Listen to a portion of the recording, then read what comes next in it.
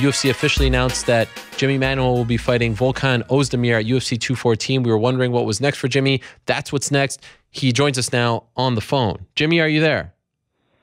What's up, Ariel? How are you, my friend?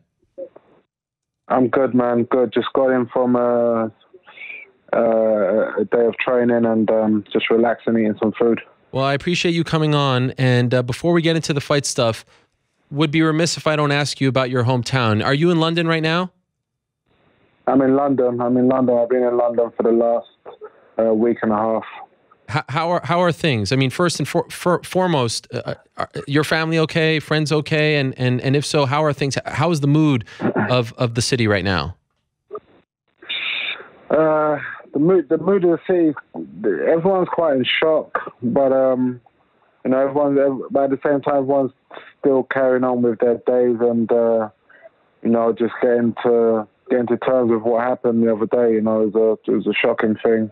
And there's lots of conspiracy theories and everything going around, and you know, it's sad times, really.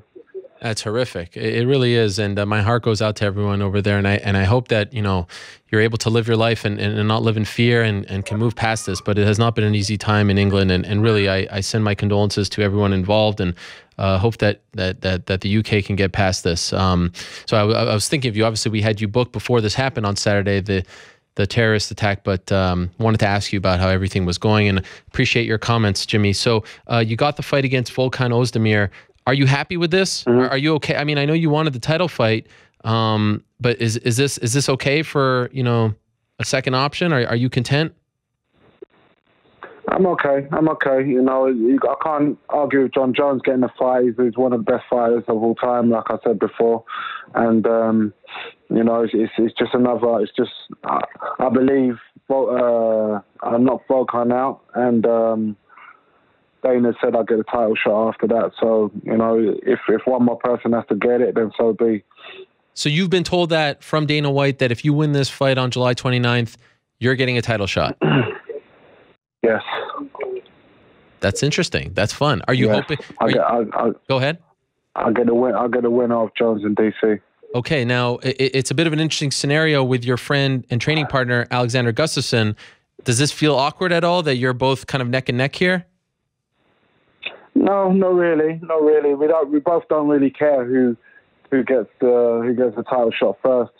Alex is like, I'd say, the best in the world, sort of thing. And you know, I'd be happy for him to get it. I'll be happy to get it myself. And we don't let that come in between us. We train together and we help each other out.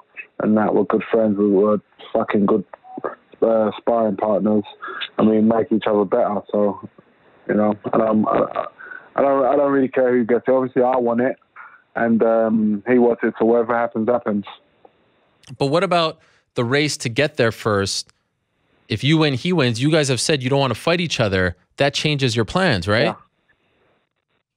Yeah, it does. It does. But you know, I think I'll do the boxing fight with David Haye if he gets it. Or whatever. We'll see we'll cross that bridge when it comes to it, you know. We'll cross that bridge. But the bridge is very close now. So we'll see what happens over the next couple of months. But first of all, I've got Volkan to take care of, and then and that's it.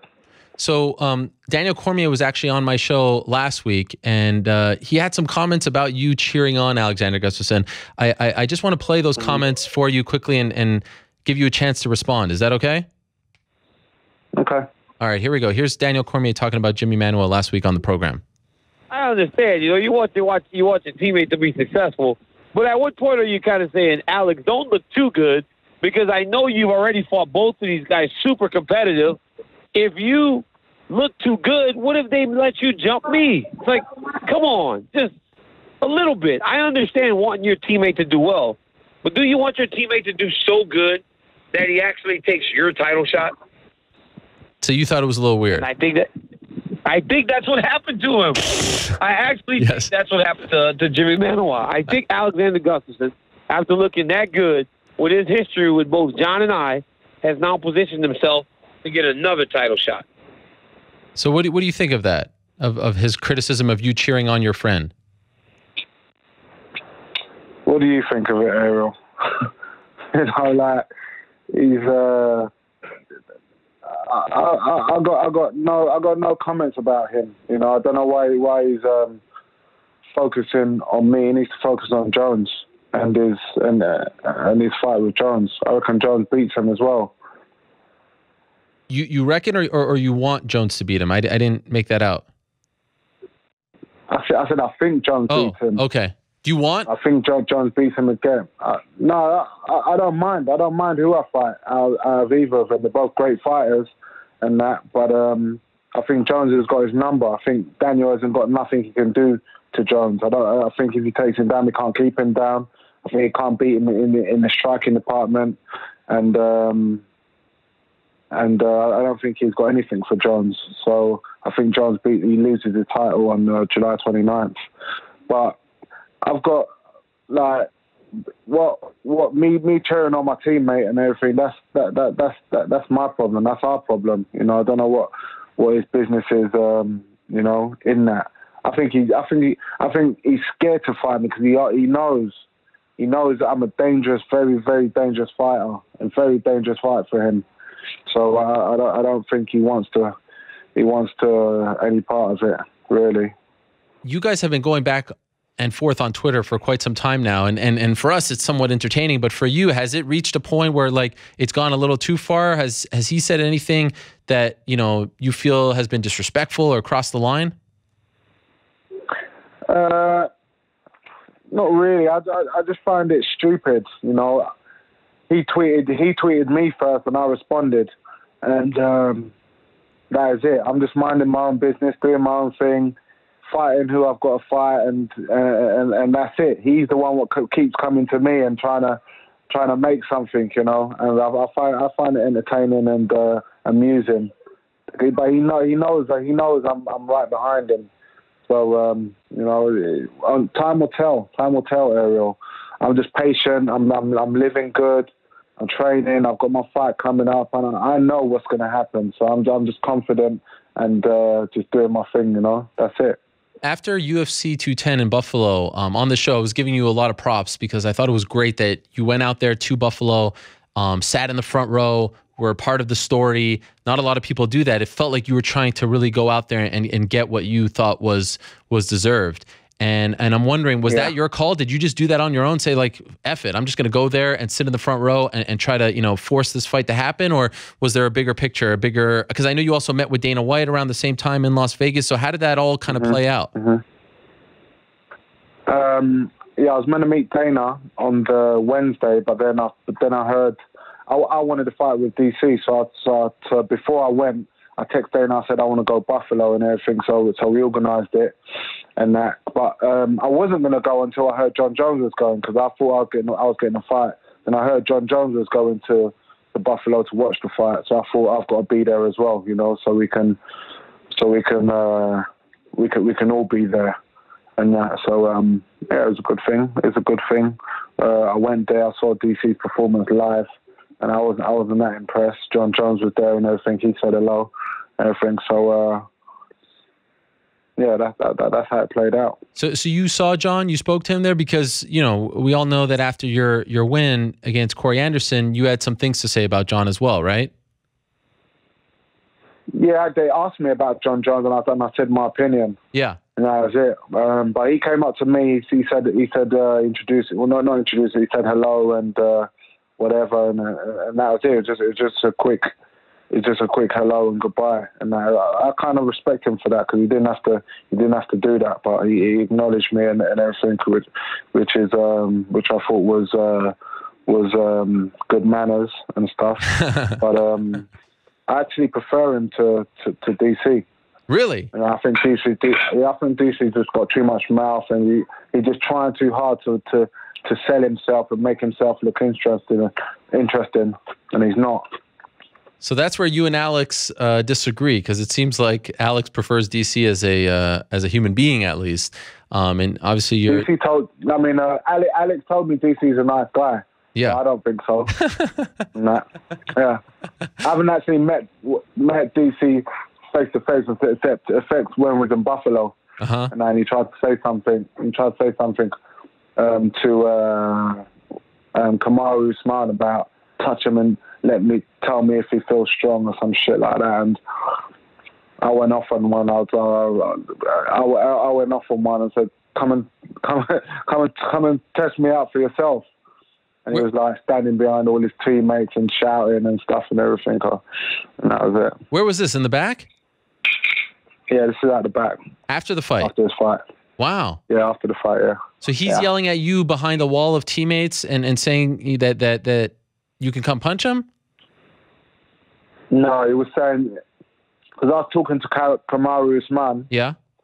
And he was like about 15 feet away with all his teammates. I didn't actually see him until I heard him shout, "Oh, hey, Usman, touch him and tell me if he feels strong," or something. And I looked up, I see DC with all his teammates and that, and his little midget fucking boxing coach and that. And I immediately went to walk towards him, while everyone's holding me back and everything. He's like, "Oh, talking shit and everything," but that was it, really. And by the way, just out of curiosity, you said you weren't impressed. Why weren't you not impressed? Like, from your perspective, great fighter, watching another. I didn't see. Yeah. I didn't see anything. I didn't see anything. What was like wow and everything. He's a wrestler. He's a fat wrestler, and that's it. Wow. That's it. He can't stand with me. He can't. Do you know what I mean? All he's got is his wrestling. All he thinks he's gonna do. All he's gonna try and take me down if I fight him. And that's it. It's like he's very good at it, but that's all he's got. If I was to fight him, all I've got to work on is takedown defense. I'll knock him out within 2 rounds. Damn, now I really want to see this fight. This is incredible stuff. Yeah, but I've got a very tough fight in Volkan Oezdemir. He's looked impressive in his 2 fights. He fought OSP, then he just fought Misha Serkinov, knocked him out in 28 seconds, and. Yeah, he's looked good. He's looked good in his 2 fights in the UFC. I'm going to work him into the top 5 into the upper echelon of the division and show him what's what. What do you make of Volkan? You were there. You saw that fight. That to me kind of came out of nowhere. And he's come out of nowhere. I mean, I can't lie. A year ago, I never heard of him. And he beats OSP and then he beats Serkinov in seconds. Are you surprised? Like, do you feel like all that glitters isn't gold here, or are you buying what he's selling? Listen, it is what it is, man. I'm going to beat whoever they put in front of me. Mm-hmm. You know, he's ranked number 5. He's ranked number 5, and you know, he's a top 5 opponent. So I've got to beat him. You know, and that's it. That's it. I ain't got nothing else to say about him. He's shit or this, that, and the other. He's in the top 5 of the UFC. So I've got to fight him, and that's that. Have you been told that if something happens to Jones or DC prior to the 29th, that you'll get the title shot? Yes. Okay. Yes. If Jones pulls out or DC pulls out, I'm gonna jump into the main event. Wow. And save the card. And what's that like for you? Because you're kind of preparing for one guy, but you have the other guys on your mind as well. What is that like? I'm preparing to fight. I'm preparing to fight. Stand-up wrestling, grappling, judo, everything. I'm just preparing to fight. So it doesn't matter. Excuse me. It doesn't matter who I'm fighting, whether it be DC, Jones, or Volkan. I'm preparing to fight. I'm doing my runs. I'm doing my cardio. I'm doing my striking. I'm doing my wrestling. I'm doing everything in order to win the fight. So if it's DC, I've just got to do a little bit more wrestling. If it's Jones, I've got to do some wrestling. I've got to do a little bit more striking. If it's Volkan, I've got to do a little bit more striking and take down the fence and sharpen up everything. So that's what we're doing, we're sharpening up everything and getting ready for victory. Are you going to train with Gustafsson for this fight? Yeah. I'm in London now, so I'm going to spend the next couple of weeks in London doing my strength and conditioning and my boxing and my kickboxing and everything. Then I'm going to go to Sweden, do a couple of trips to Sweden between now and then, and do my sparring and my MMA sparring and getting ready over there. And by the way, have you guys talked, like, if you become champion or if he becomes champion, then maybe you'll consider fighting? Have you discussed that? No, we won't fight. We won't ever fight. Okay. We won't ever fight. Yeah, we won't ever fight. Whether it's for the belt or anything, we won't ever fight. It's we're we're too. What's the word? Not even close. We're like proper teammates, you know. Yeah. Everyone in the gym knows us. I know his girlfriend. I've met his parents and everything. He's met my daughters, my missus, and everything. We can't fight. Okay. We fight in the gym. Fight in the gym and then go for coffee after. By the way, what do you make of Rumble? Are you surprised that he retired? Yeah, man. I talk to Rumble quite often on Instagram messages and stuff, and he's getting on with it. Yeah, he's getting on with his life. He's a cool dude, man. And I was surprised when I was shocked when I was in Buffalo, and he decided to retire. You know, but you know, if your heart's not in it no more, then no one can make you do it. You know, no matter how good you are, if you don't enjoy it, or you haven't got the challenges no more, or whatever, no one can do it. And if he's got better things, I think the main thing is that he had better things to do. Right. You know, better, more lucrative things to do. So he had something with the LA Rams and some marijuana business as well. So good luck to him, man. He's going to be missed. His fights are going to be missed by the fans, and I wish him nothing but luck. Do you think he comes back? You've been around the fight game. You know this happens, right? Yeah, it's possible. It's possible, but we'll see. We'll just have to see. Only time will tell. Right. All right. But now he's gone. Yeah. Now he's gone. That means I'm the only hardest hitter in the light heavyweight division. What about in the whole damn sport? You can make that claim. Well, that's very possible. That's very possible, but I'll concentrate on my division. The heavyweights I know hit hard, though. That's true. Like, what's his name? Francis Ngannou. Yeah, that's right. He looks like he hits hard. Yeah. By the way, who won that the punch ball contest in the athlete retreat? You know, that's the only thing I was pissed I missed from the athlete retreat, I swear. When I saw that, I was like, oh, shit, I should have gone. Why didn't you go? And I swear. Do you know what? I was scheduled to go, yeah? Yeah. And listen to this. I promised my daughter that I'd go on her school trip to the zoo with her. So I tried to, on the Monday, but the flight that I would have come back on would have brought me back too late for the school trip. Ah.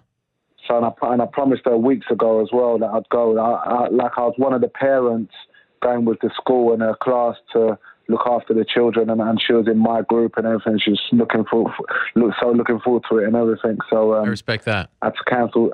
Yeah, I had to cancel Vegas to go to the zoo. Well, much respect. That I definitely respect that. You made the right call. By the way, and I think my friends at MMA Junkie were all over the punching thing. So I'll ask them who won. I don't know. I don't know off the top of my head. But when you spoke to Dana, was there any serious talks about this David Haye fight? And do you think it will actually happen? Yeah, 100%. But we've got David Haye. David Haye's been talking to Dana. Oh. I've been talking to Dana. I've been talking to David Haye as well, and we're all over this fight as well. But it's looking like it's going to be end of the year or beginning of 2018.